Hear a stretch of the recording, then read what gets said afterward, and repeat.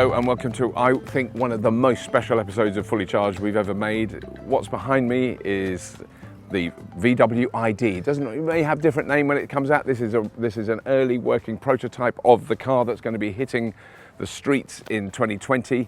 I've just driven it. It's absolutely, annoyingly amazing. What Volkswagen are doing is just incredible. So have a look at this car. We can't show you so much of it. We can't show you. We're not allowed to show you the dash or what the battery size is. There's loads of stuff that's still to be revealed in the next 18 months or so. But believe me, this car is truly amazing. So this is going to be the first few meters I drive in an unknown vehicle. So we're going out. We go that way. Yeah. So what I'm doing at the moment is driving the new the kind of development model of the VW ID, which will come to market in 2020. And this is a really an incredible treat for us and a big privilege to get to drive this car at this stage. And the reason we can't show you the dashboard and the controls and anything, very little of the car, is simply because it's still being developed and Volkswagen don't want to show everything at this stage because they're still developing the car. But what is clear, even from the few meters I've driven it, is that it's the drivetrain and the control systems are already very well developed, very solid. You know, it doesn't feel like a sort of wobbly test car. It feels like a production car. It's really impressive.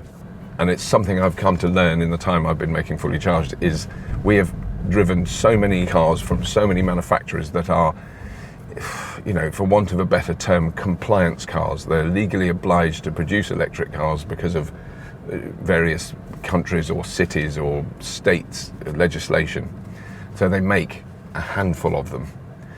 And what Volkswagen are doing is the exact opposite of that. This will be a mass-produced car in really high volume numbers of vehicles and at a much more economically viable level. So they haven't gone for the big flashy, heavy SUV that a lot of other manufacturers have gone for as their first electric vehicle. They've gone for a mass market, sensible, small hatchback, which is what this is. And now we're off on the wonderful coast road here in South Africa, which is also an amazing treat because I've never been to South Africa before. Have you been to South Africa before? Yeah, several times, yeah, of course, because we're testing here, so. Yeah. So at the moment then you're testing vehicles kind of all over the world, so you're testing them in very cold conditions. Yeah. It's not that hot here today, but it's getting warmer. Yeah, this is the reason why we are here, because even the mist and humidity is some parameter which is important if you want to do the application of the climate system and so on and so on. So this is very important to drive also here.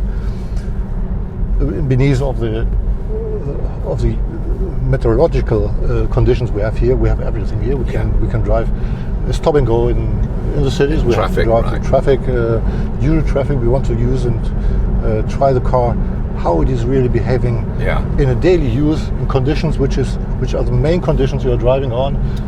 Not driving like Lewis Hamilton, not like a normal family who's driving his kids to the school or whatever you have to do. And this is the main purpose of this car. Because all the things, you know, the questions that you now get asked, I know you've been asked them countless times the last couple of days, you know, about battery size and capacity and range. But I mean, I can understand why you're not revealing all that. But the kind of predicted range is really impressive. It's not, you know, when a car of this size originally came out, I'm thinking of the Leaf or the Zoe, it was under 100 miles, so 120 kilometers or something. But this is, you're talking...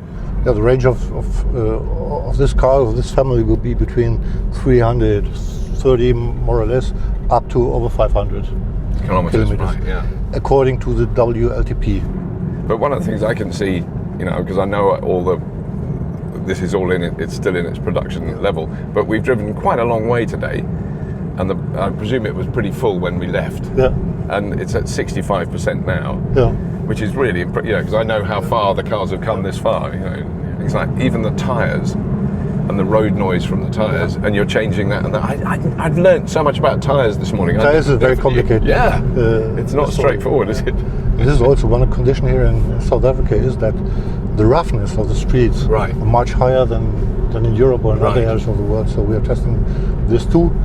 So Frank, regen. Because at the moment I can feel there's no regen. Yeah, there's no regen. Now you're driving in the Just normal state. Now if you do the twist here, then you're doing the recuperation. Wow, nice. Because it's an obsession of mine now. I drive electric cars. I love a bit of regen. Yeah.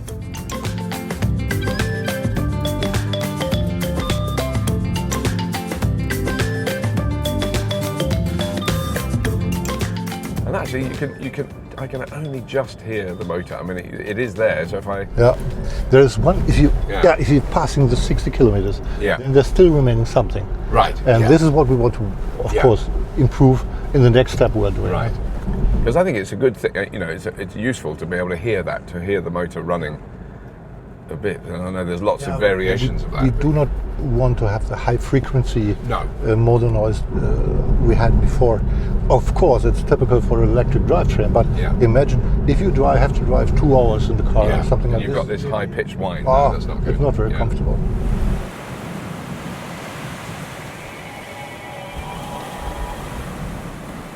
We have a lot of test equipment in the car too. Right. Yeah, no, I saw in the back. So it's like a computer showroom in the back. Of course, we are also observing how the first optical performance of the augmented reality head-up is. Right. This is the reason why in one of the cars we have 2 foils on that, in order to see what foil might be the right one to have the right picture, at least virtual picture in the screen. Because I know it's not functioning now, but I can see on the windscreen. But it's really interesting how I've not seen the look of that before. You know, I can tell you've got quite a big area that you can project onto. So this is the goal. Put a lot of information on there. Yeah. In order to find the space in the interior for all that, especially in the front and the rear, where the guys are sitting now, to get them some kind of freedom to move and to have space. We moved all the climate system where in former cars the engine compartment pushed up to the screen, so we have much more freedom to organize the compartment and to do the package in the front and the rear. Because I mean, it goes without saying, it's incredibly roomy inside, even though the exterior, it's a compact car in a sense, but it doesn't feel it in here. No. Because I'm just thinking of all the questions we'll get asked, particularly back in the United Kingdom, is when we'll get the right-hand drive one, because we just know we're going to see loads of people have got them in Germany. It's not fair. We have trust us. You will get a right-hand drive, although you are not in the European community anymore. But who knows? It will be. Who knows? We're speaking too soon. I think literally anything could happen at the moment, but we're not going to talk about the B word. We're not. It should not influence the development of the car, at least I think. That's the headline I don't want to see in the Daily Mail. Brexit halts development of ID range. That would be really bad news.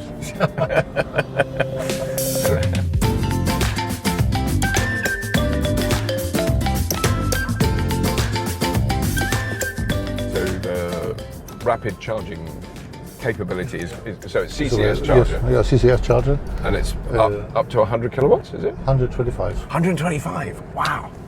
That is. Well, it makes sense, doesn't it? Yeah, because that stuff is rolling out now.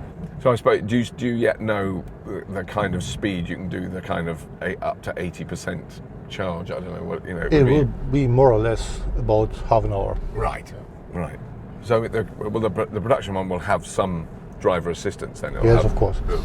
Cruise control. In this integration phase, it's still not working, but of course there will be a lot of assistance systems in the car too. Right. At least the car, it's not only an electrical car, it is connected always, let's call it to the internet or to the net, it's always on. Yeah.